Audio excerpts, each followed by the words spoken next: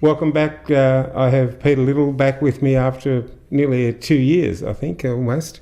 And we're going to talk today about what's been happening in the time that's led up to Novak being deported from the country.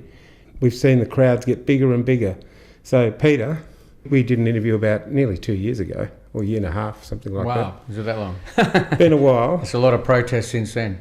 I just wanted to know, what have you noticed with the crowds in that time? Because it started quite small. There was only about 1,000 or even a couple of hundred at the very beginning. Yeah, I mean, I've been on record recently to say if you roll the clock back a year and you would have, predicted what could have happened in 2021, you would have been happy if we got 10,000 out on the streets in Victoria. That would have been a good result.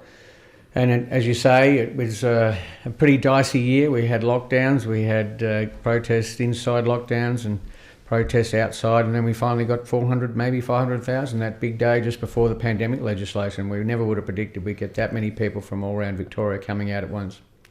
Well, I think we were talking hundreds of thousands of people that turned up, because when the crowd got big, it stretched all the way down to almost King Street, I think. Up Burke Street. Yeah, it took 90 minutes for people to go past me on my live. So okay. I did lives every week leading up to it. And the previous week, I think from memory, was about 18 minutes.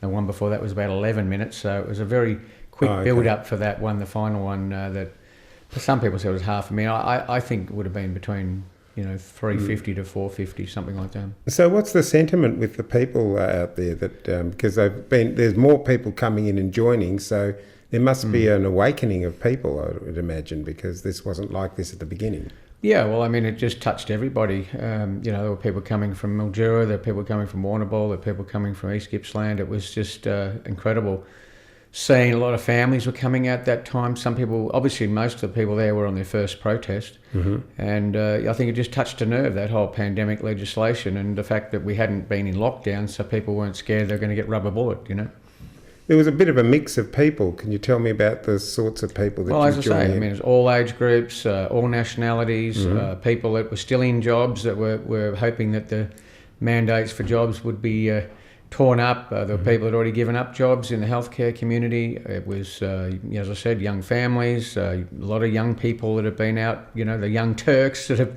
been leading a lot of the marches. So it was a complete demographic of society, and that's nearly like 1 in 10 Victorians. I mean, it's unprecedented ever in Victoria's history. So what do you think the main objectives were? What do you think really brought these extra people out? I think the whole dictatorship legislation, the fact that Dan had created world records for locking us down, and the fear that, the new powers would give him even more dictatorial powers, and we don't want to live like communist China. I think it's as simple as that. I noticed myself, because I went along to some of them, that there were even vaccinated people starting to turn up to the... Oh, absolutely, yeah, definitely. There's it was interesting. There were couples I interviewed where one partner had been vaccinated, and the relationship was torn apart, and they were now coming back together. The partner that had been vaccinated suddenly woken up. So that wasn't... I didn't see too many, but yeah, there were definitely people that had double vax, and they were not going to have boosters. So yeah, that was... It was early on, though. That big one was, before most people would have had the 2 vaxes, I would think. I went along to Djokovic's, Novak's imprisonment up in up at the northern end of town. Yes. And there was another group there protesting for the people who'd been locked up as asylum seekers, and one of them had been there for 9 years. Now, I don't know all the details, but I thought, okay, fair enough. And I asked one of them, "What do you think of the protesters?" And she said, and she had her little ABC sign, Save the ABC, and she said, "They're far right-wing, anti-vaxxer, white supremacists." Not Nazi this time? No, white supremacists. I thought, it's kind of like Nazi. Yeah. And I thought, I hope you know there's African people that are actually joining the group. There's cultures from everywhere. She turned around and walked away. Did she really? Wow. Yeah, I asked her if she'd like to speak on camera. I wouldn't take her out of context. Whatever she wants to say, she wasn't interested. Having said that, I know that Novak's been the big thing. Yep. And, the Serbian community came out in support, and Greeks joined them as well. So there seemed to have a common brotherly connection. What happened when the final decision was made? How did they react? Well, I filmed it live all day, the whole court case and commentary, and so I told people, well, I'm heading to Rod Laver Arena after the decision was handed down, which was about 5:55 p.m. on Sunday. And when I got to Rod Laver Arena, there was no one there. So I did a live saying, well, here's all the anti-vaxxers, and there was nobody there. And security came up and said, what are you doing? What are you doing? And I said, well, I'm just filming. He said, who are you here? I said, who are you? And they were paranoid me being there and asked me to leave. I was on private property, you know. It was quite extraordinary. And then the next day I got into the Australian Open, got all my mark of the beast for mask exemption and no vaccination. Okay. So I had the same valid medical exemption ground as Novak, and there's no problem being a spectator going, yet Novak can't play. So ridiculous, really. So what do you think? Politically motivated? I kind of dropped. What a ridiculous comment. I mean, seriously, George. I kind of throw a little bit of humour in your face. You know, Novak had just made a nuisance of himself in Serbia with the protests that were going on big time about the lithium deposit. It's a very rare lithium deposit that Rio Tinto, our biggest mining company, or second biggest, had spent $2.5 billion getting it to the stage where it was needing this final sign-off, and Novak joined the protesters and was supporting all of that, and that sort of stymied the whole thing. And it's a very strategic lithium deposit. It's a rare form of lithium, and it's of great strategic value to the electric vehicle market in Europe, which is going absolutely nuts at the moment. So he's really taken on the mining industry, taken on the electric car and vehicle manufacturers, and obviously Big Pharma, who don't want someone, an iconic figure like that, getting away with not being vaccinated. You know, despite it was a valid medical exemption that anybody could have come from overseas, by the way. Any overseas person could have relied on the same medical exemption, namely contracting COVID in the previous 6 months. He passed all the parameters, and they claimed that he was a threat to the health of Australians. I just find that, seeing as we've got so many people who are testing positive, I could hardly see one person in 26 million people in Australia. I know. On the big global picture, now we're talking the global picture, of which he's part of, by the way, we have the United Nations. Do you know much about that, and is there anything you'd like to say? We know that post the Second World War, the United Nations have taken a major role in world affairs. I mean, there are strong arguments that they actually are our trustee in bankruptcy, and Brian Shaw's Common Law Group has got legal actions coming in relation to that. So it's pretty obvious that the whole narrative is, been heavily driven by the United Nations and the World Health Organisation, and obviously those elite families at the top of the tree. That's why I think that when you look at the media role in all of this, they'd have to be fundamentally connected with the politics, etc. Yeah, I mean, someone was telling me today that they've been given a $50 million sling. I don't know whether that's right or not, but I read that the federal government has taken away the taxes, so they've basically given them a bonus. I think $50 million. Amazing, isn't it? Which other people can't get. So why would they do that? I mean, do you think that the media and the government are as one, or do you see completely in bed together? Yeah, that's what I thought. And I mean, I've had a battle with Minister Hennessy going back to 2016 when I tried to do a summit against corruption in the Melbourne Town Hall, and she did a beat up in the media, and it was a 6-minute video I was put together, a bit like this, George, and it was done by Grant MacArthur and his crew at Herald Sun. The Murdoch Press put the whole video together that mothers had done all these disgusting tweets. So the media were completely complicit in that, and nothing's changed since. Peter, about the case, because you were following the case, can you describe it and tell me how the minister was involved in this? Because everything seemed to hinge on his decision. Novak won his first appeal. So I'll let you... Well, it's quite extraordinary. This is my first exposure to the Migration Act, and it won't be the last, because I am now in contact with the lawyers for the 33 refugees in that hotel. But essentially the first case was one on the back of the decision of the First Minister, which the Minister for Home Affairs, where she, through her delegates, said that Novak would be a risk to the health of the Australian community. And they decided there was no procedural fairness in the way they went about that decision. When a second minister got involved, Alex Hawke, who's the Minister for Immigration, Citizenship, migration services and multicultural affairs. He relied on a different section 133, not the 116. And 133 is a disgraceful section. It's got to be repealed because it's got two parts to it. The second part enables the minister to make a decision where the rules of natural justice do not apply, which is bad enough. Then he has to make a decision in relation to the grounds that were in 116, and also it has to be in the public interest.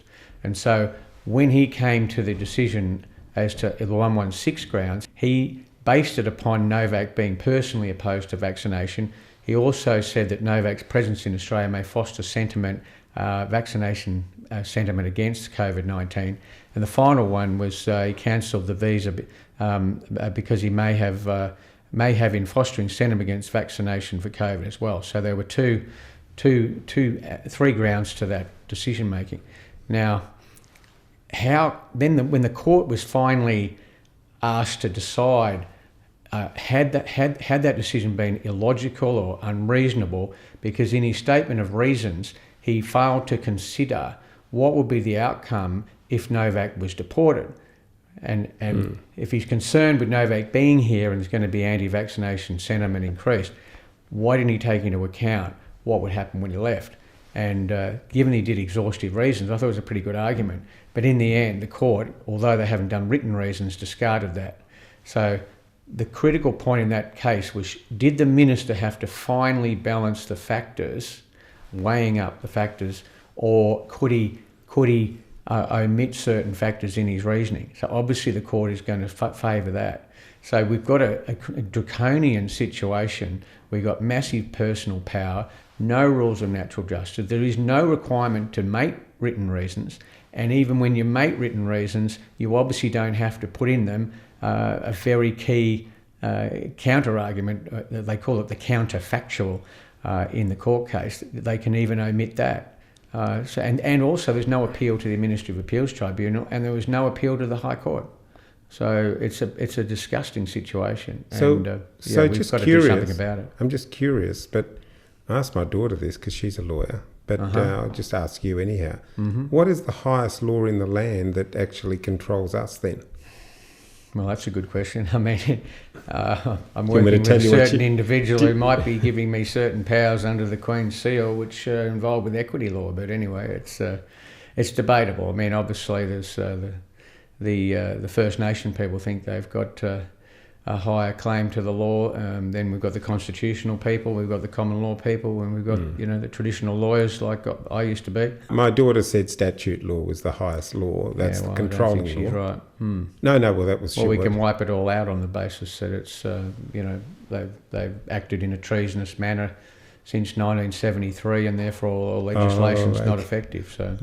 We're picking up a can of worms here. Well, it's not really a can of worms. Going on. It's not a can of worms. I know, it's true. It's actually before the courts right now. So. Is it? Absolutely, yeah. Wow. If we were to have any sort of freedom, because I think that all along, while all this has been happening, most Australians are seeing that it's now a very clear divide between the vaccinated and the unvaccinated. Absolutely. And they put a wedge between people, although many vaccinated and unvaccinated do have civil discussions. Yep. Some are extreme on both sides. Yep.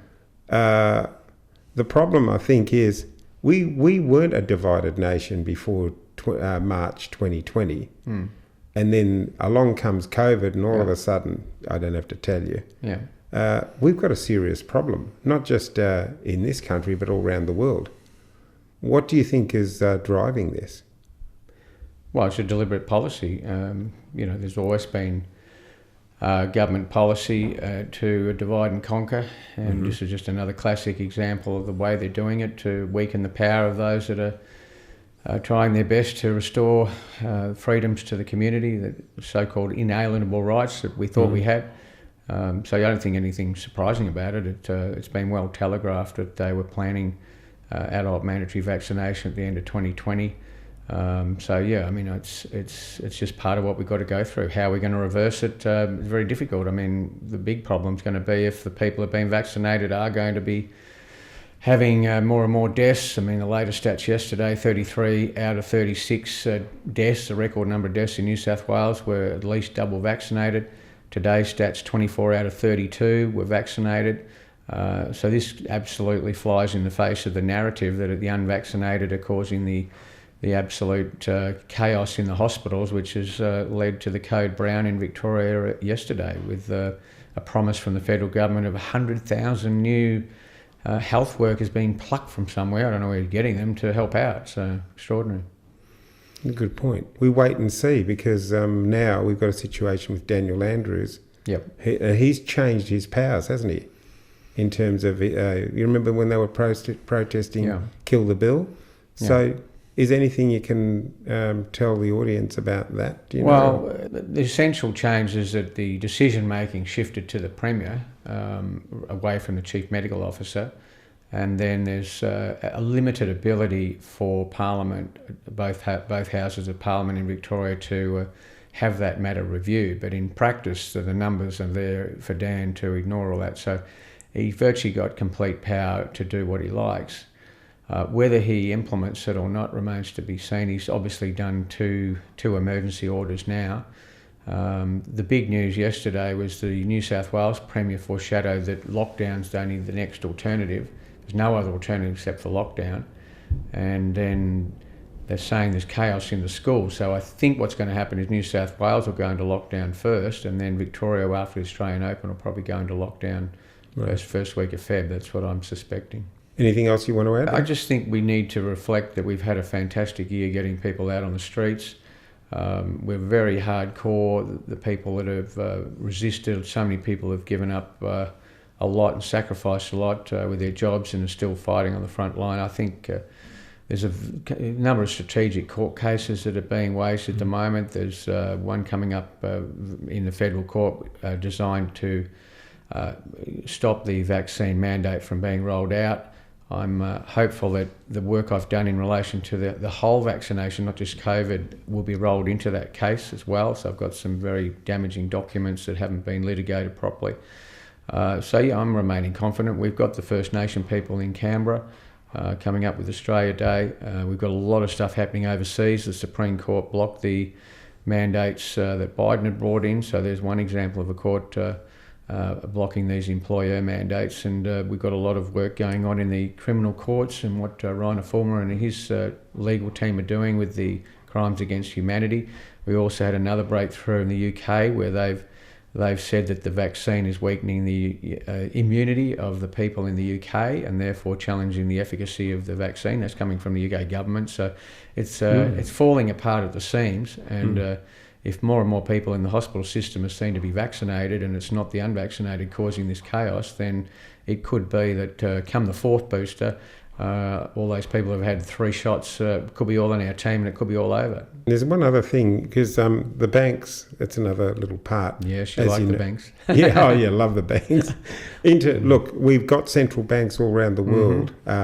Cross rates are staying pretty steady, and yet the printing presses are going hell for leather, which is going to eventually turn into inflation and probably the destruction of the currencies around the world. I mean, technically speaking, if I behave this way in a business, I'd probably have to go to court and be tried for trading insolvent. What do you think? Well, that's absolutely right. Australia's in a shocking position, having out of all the top 20 countries, we've got the highest increase in debt to GDP.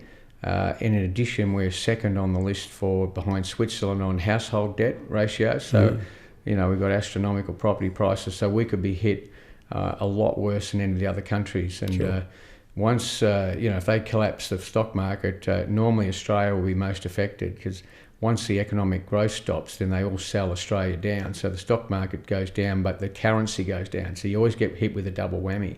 In Australia, and then when it reverses, you get the double benefit. The currency goes up and the stock market goes up. So what would you be doing to try to protect yourself there? I'd be cashed up like crazy. I would. As in, if you had any assets. As in paper currency. Well, I don't know. I'd be having the notes if you've got it, even though they won't accept it at the Australian Open. The car park was solely card, and the purchases inside was solely card. Isn't that against? I still have the cash. Yeah, it's illegal, I reckon.